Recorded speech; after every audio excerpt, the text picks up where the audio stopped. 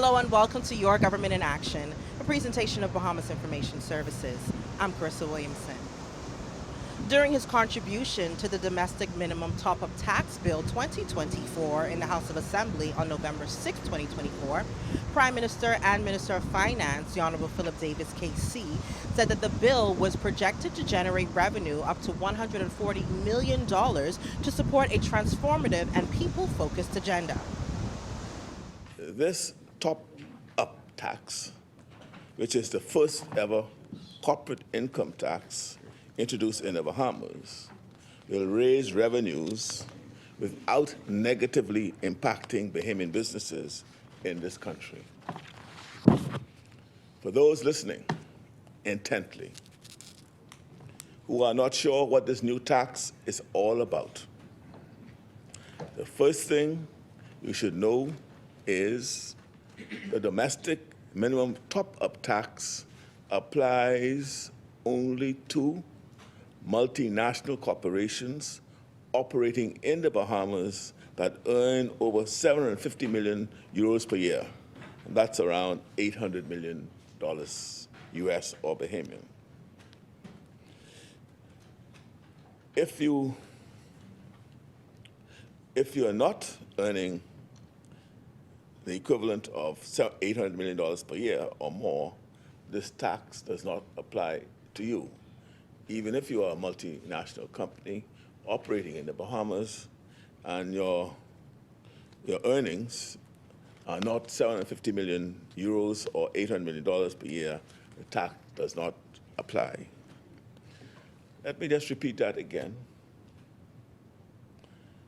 The first thing you should know is that this tax applies only to multinational corporations operating in the Bahamas, and they must be earning $750 million euros, which is an equivalent to $800 million per year or more. And so, as I said again, I repeat again, if you're not earning $800 million per year or more, which is the equivalent of $750 million euros, this tax bill does not apply to you. And again, it only applies to multinational corporations that are operating in the Bahamas. I wanted to make that clear to those who may have heard that the government was implementing a new tax, but did not know who would be impacted. As you know, Madam Speaker, this administration has pledged not to introduce any major new taxes to place a further burden on the Bahamian people.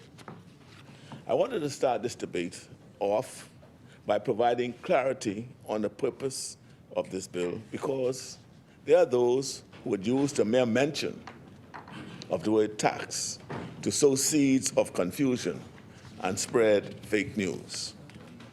The fact is that the vast majority of Bahamian people have experienced lower taxes in the past 3 years. We lowered customs duties on a wide range of healthy, nutritious dietary staples. We lowered customs duties on construction supplies and a number of essential goods. We lowered VAT from 12% to 10%,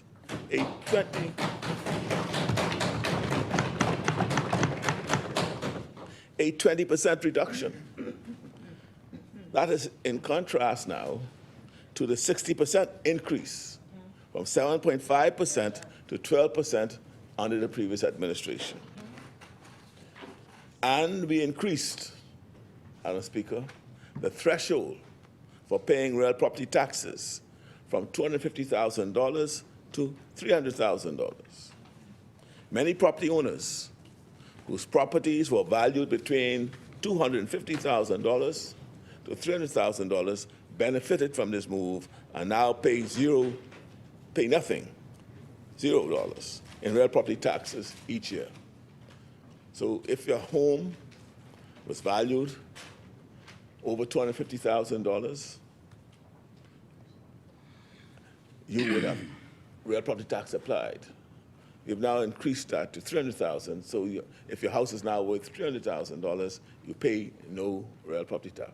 Those are some of the incentives you've been doing. Madam Speaker, the common thread connecting all of these reductions is that they benefit a wide cross-section of Bahamians, particularly lower income and middle income Bahamian families. Just as meaningful as our tax reductions are the ways we have chosen to increase revenues. We have targeted strategic areas for increases, and we have enhanced enforcement. For example, owners of yachts are paying a bit more fees to cruise around in our beautiful waters. And local businesses that were avoiding paying customs duty or real property taxes are now having to pay up. Our main method to generate increased revenues has been improved enforcement and collection, not new taxes. Now, I know when we use the word enforcement, there are some who try to portray it as a scary word. But enforcement simply, Madam Speaker, means that we're ensuring everyone follows the law. Most Bahamians don't mind because they actually follow the law when it comes to taxes. Most Bahamians do. It is a fact that everyday people do not have the means to avoid paying taxes. The single mother living over the hill doesn't get to go to the grocery store and say, I don't think I'll pay VAT today. The father who took his family on vacation to Miami doesn't get to just skip paying customs duties. He knows his bag will be searched as he passes through customs, and he better not get caught falsifying the numbers. So who is exactly that is afraid when they hear the word enforcement? Who is it that has their paid mouthpieces going around attempting to spread misinformation about our enforcement activities? The answer to that question can be seen in their actions. Let's look at real property taxes, for example.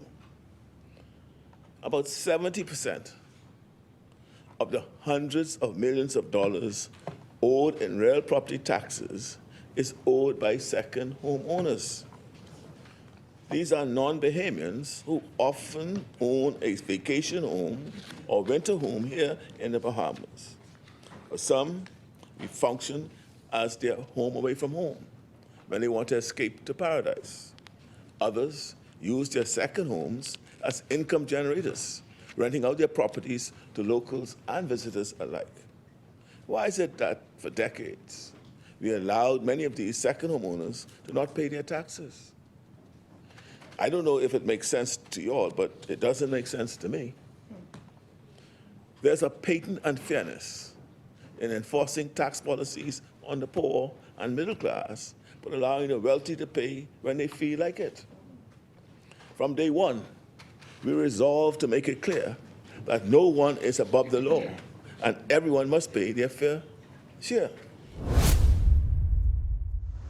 During his contribution in the House of Assembly on October 31st, 2024, Minister of Housing and Urban Renewal, the Honorable Keith Bell, led the debate on the Urban Renewal Authority Bill 2024. The bill, according to Minister Bell, will ensure that urban renewal's commitment to improving the lives of all Bahamians remains a national priority.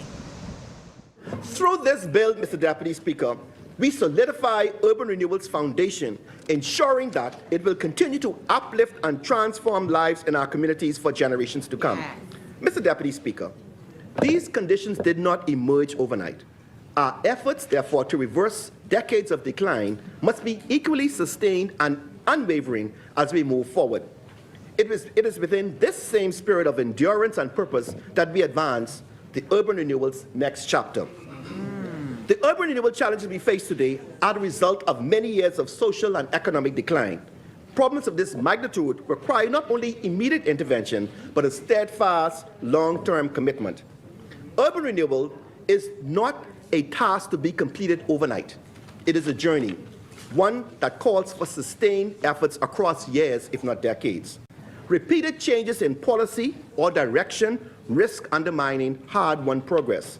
When we reverse course or allow support to waver, it is the communities who bears the setback.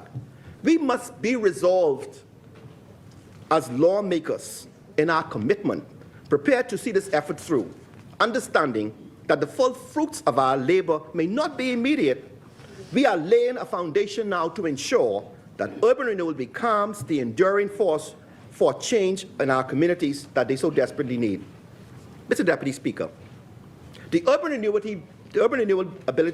Renewal Authority Bill 2024 is a bill for an act to provide for the establishment of an urban renewal authority to improve the quality of life of residents. This bill introduces a scope of definitions aimed at bringing much-needed standardization to the conversation surrounding urban renewal. These definitions are crucial for clarity and consistency as we move forward. For example, urban renewal is defined as the revitalization of an urban community, encompassing redevelopment, rehabilitation, conservation, reversal of gentrification, and the establishment of traditional communities. The concept of reversing gentrification and reestablishing traditional communities is fundamental in this bill and reflects a deeply thoughtful approach for urban revitalization. Too often, gentrification brings economic development but displaces long-standing residents, eroding the unique character and social fabric of these communities. Mr. Deputy Speaker, Section 3 of the bill establishes the authority's objectives, which are focused on organizing, coordinating, managing, and executing a variety of urban renewal programs and projects. These initiatives are designed to tackle the multi-dimensional challenges facing our urban areas. Among the objectives, Madam Speaker, is the establishment of the centers, which will serve as vital hubs of community activity, outreach, and support. These centers will not only provide administrative oversight, but also a place where citizens can access vital services and engage in programs aimed at improving their quality of life. Financial assistance is a critical component of this bill, Mr. Deputy Speaker. The authority is empowered to provide loans for minor home repairs and grants for home repairs. These provisions ensure that both those who can repair systems and those who cannot have access to the support they need. Additionally, the bill allows for grants to support urban community programs and projects, which will encourage local development and innovation in tackling issues such as crime, education, and poverty alleviation. Moreover, the bill focuses on alleviating poverty through initiatives like food-based programs and backyard farming, helping to ensure food security and self-sufficiency in urban areas. The bill also targets, Mr. Deputy Speaker, the root causes of crime and social decay. It seeks to implement programs aimed at eliminating crime and discouraging criminal activity through a combination of social services, community engagement, and community activity. In addition, the bill empowers the authority to facilitate the removal of derelict structures and the repair of dilapidated buildings, ensuring that urban spaces are both safe and conducive to living and economic activities. The importance of preparing the next generation is underscored by the authority's mandate to promote educational programs that teach children their rights and responsibilities as citizens and community members. Moreover, the authority will focus on preparing young people for opportunities across the Bahamas through tailored educational programs. Mr. Deputy Speaker, the bill addresses the broader goal of economic development, encouraging and promoting economic activities and small enterprises within urban communities. The aim is to create an environment where economic growth can flourish, thereby lifting people out of poverty and empowering them to contribute meaningfully to their community. Turning to Section 4 of the bill, the power of the minister to declare an urban community, the minister is given the authority to declare any district, settlement, town, or zone within the Bahamas as an urban community. This is a significant power, Mr. Deputy Speaker, as it allows for the flexibility to address the evolving needs of different areas across our islands. Clause 7 of the bill, particularly significant as it outlines the powers of the Urban Renewal Authority. The passing of the Urban Renewal Authority Bill 2024 will solidify urban renewal as a national priority, giving the authority the power to carry out its responsibilities with the efficiency and authority necessary to ensure its mandate is sustained. It will enhance the capacity for inclusive, sustainable urbanization and the management of human settlements through the Bahamas. As our elders might say, this bill will give teeth to the government agency enabling it to tackle a broad range of complex urban issues, from unsanitary or deficient housing and inadequate sanitation to climate impacts, urban decay, crime, and of course, poverty. Mr. Deputy Speaker, the establishment of the Urban Renewal Authority as outlined in this bill is pivotal in ensuring the effective leadership, accountability, and coordination required to sustain vital programs.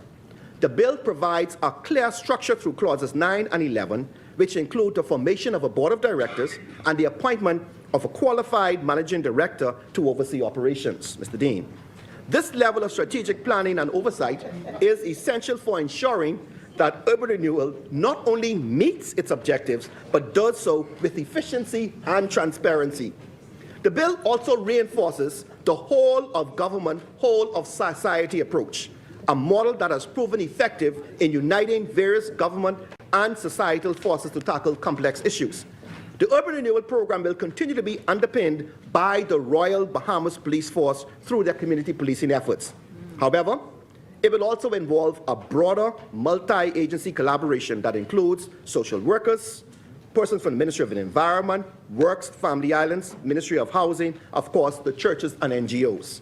This collaborative engagement, Mr. Deputy Speaker, will ensure hands-on fieldwork that addresses not only crime, but also public health, disaster risk reduction, and environmental challenges. By working together, these entities create a holistic approach to improving the quality of life in our urban communities, whether through implementing social programs or building safe and secure homes. More of Your Government in Action when we return.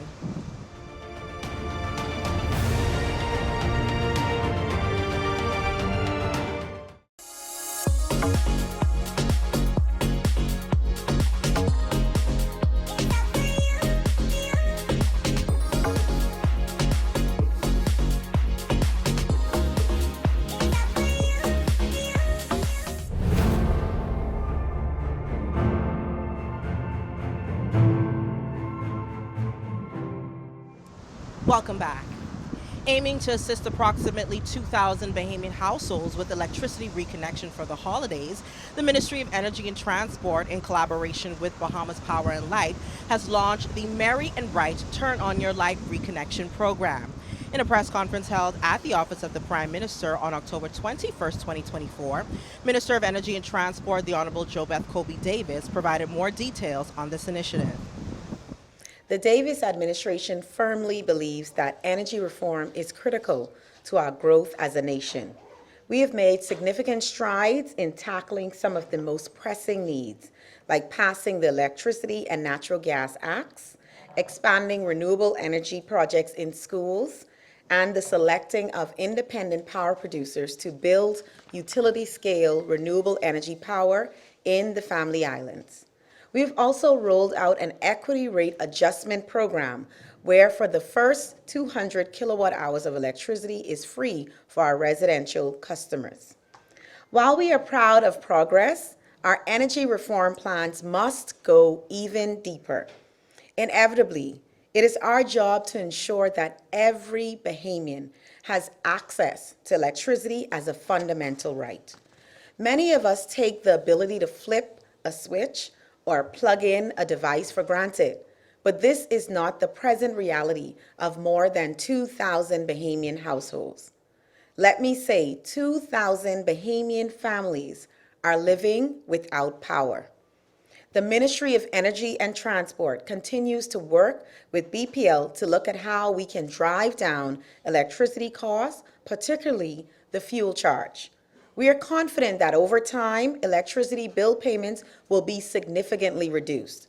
While we are focused on the future, we cannot lose sight of the current reality. There are exactly 2,050 Bahamian households disconnected without power. The Ministry of Energy and Transport is partnering with BPL to address this challenge. We are pleased to officially announce the Merry and Bright Turn On Your Lights Holiday Reconnection Program. Between the 1st of November 2024 and the 31st January 2025, disconnected residential customers can pay as little as 10% of their outstanding balances to have their electricity turned on and reconnected. For the remaining balance, BPL is offering flexible payment terms that allow these customers to repay BPL on favorable terms. Merry and Bright, Turn On Your Lights is a meaningful gesture that is meant to alleviate the hardships faced by these households as we head into the holiday season. Giving out a ham and turkey is good, but it doesn't go very far if you don't have the means to prepare it. We want to give these families their dignity back, allowing them to enjoy this most basic need without the fear of disconnection. While some may consider this unfair, as BPL's over 111,000 customers must make timely payments to avoid disconnection, I must impress upon you the importance of doing what is right as we head into the holiday season. If the average household is 4 people, we have the potential to positively impact the lives of 8,000 Bahamians, many of whom are children across the Bahamas. Let me also state clearly that all customers who take advantage of Merry and Bright Turn On Your Lights Holiday Reconnection Program must make their monthly payments. Access to electricity is not just about powering lights. It's about providing hope, dignity, and opportunity. It's about ensuring every child can read and learn at night, every family can have access to information, and every community can build a brighter future. It's about empowering the most vulnerable to break free from the cycle of poverty. As we work towards sustainable energy solutions, we must prioritize the needs of those who have been left behind. Our vision is simple: a Bahamas where energy is not a privilege, but a right. A country where every family's holiday is merry and bright. The University of the West Indies School of Clinical Medicine and Research in the Bahamas hosted a recognition and award ceremony for graduates of the Doctor of Medicine degree program, as well as an opening ceremony for the 18th Annual Research Days Conference. The ceremonies took place at Bahamar Convention Center on October 23, 2024, where Minister of Health and Wellness, Dr. the Honorable Michael Darville, brought remarks. This year's conference theme is Innovations in Healthcare, Empowering Lives and Advancing Medicine. It reminds me of the importance of our collaborative efforts as clinicians, scientists, medical experts, allied healthcare professionals to begin to deliver quality healthcare services throughout our archipelago. Colleagues, let me once again acknowledging Dr. Cinquee Brown, Director of UWI here in the Bahamas, her dedicated faculty and staff. Please give them a round of applause because they are trailblazing. Dr. Cinquee, your hard work and commitment towards the academic excellence of healthcare development continues to strengthen the quality of healthcare professionals deployed across the nation. For the family and those who will hear me on the airways, the University of the West Indies is a fine institution. And I know if Dr. Roberts had the opportunity to come up, as well as Loxley Monroe, they would tell you about the history of the University of the West Indies, where we fit in terms of accreditation around the world, and the impact the graduates from the University of the West Indies is making worldwide, not regional, but worldwide. Ladies and gentlemen, it's been more than 4.5 years since COVID-19 was declared a pandemic. I realize now when I look at the 38 graduates, I heard that there was some delay in getting us to where we are today, but from 2022 to 2024, you played an intricate role in delivering healthcare services throughout our country in the midst of the pandemic. Although the pandemic still remains a threat to public health, we have adopted and incorporated many of the lessons learned in the heat of the pandemic, particularly hygiene measures.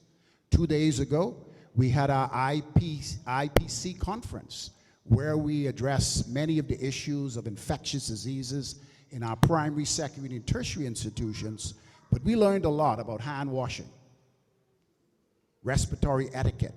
All of these simple measures that somehow slip through the cracks are playing an important role now in the delivery of healthcare services in the country. Over the past 3 years, 38 students have successfully completed the Doctorate of Medicine program here in New Providence, and if I'm not mistaken, there is some rotations, particularly in the family medicine program, where you move to the various islands and some of our clinics. Your accomplishment demonstrate the hard work and perseverance. Anyone who studied medicine will know that most of it is mind over matter. It's perseverance over some of the greatest challenges, and your perseverance have led to a system of striving for excellence. I understand there's 3 graduates in emergency medicine. We can't wait to get you and begin now to sit with you and work out those contracts. 15 in family medicine, and I hope and pray that you will start moving throughout the family islands, because I say this at the corner of my mouth, the majority of family medicine graduates are in New Providence. Part of that could be as a result of the Ministry of Health and Wellness, and for us to sit with you and iron out some of the challenges that exist with you to advance your careers in other family islands. 4 in obstetrics and gynecology, 7 in pediatrics, 6 in psychiatry, and 3 graduates in surgery. Family and friends, give them a round of applause.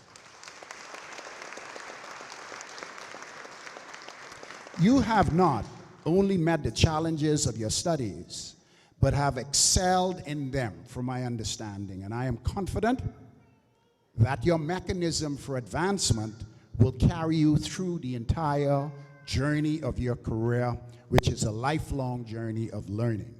The DM program, which started in 2002 with family medicine, is now expanded to 7 distinct programs. And I would like to see that even expand further, because with Dr. Cinqui Brown and the Chancellor from the University of the West Indies, we are now going through discussions to expand the programs as we break ground for 2 tertiary hospitals here in New Providence.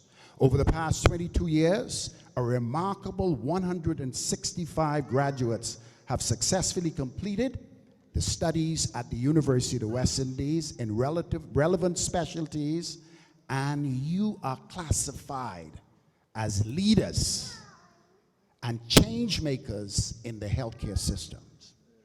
Graduates, as you step into the next chapter of your careers, I urge you to approach the challenges that lies ahead with an open mind and an open spirit, and to commit yourself to working along with other healthcare professionals throughout the country to improve healthcare delivery systems, both in the public and private sector. Your success is not just your degrees. You have earned it, but you also have the power to change and transform lives with your personal touch, compassion, and love for the people you will be privileged to serve. I'm Carissa Williamson, and this has been Your Government in Action, a proud presentation of Bahamas Information Services. Join us on Tuesday evenings, where we bring you highlights, coverage, and information as we continue to do what we do best, linking people and government.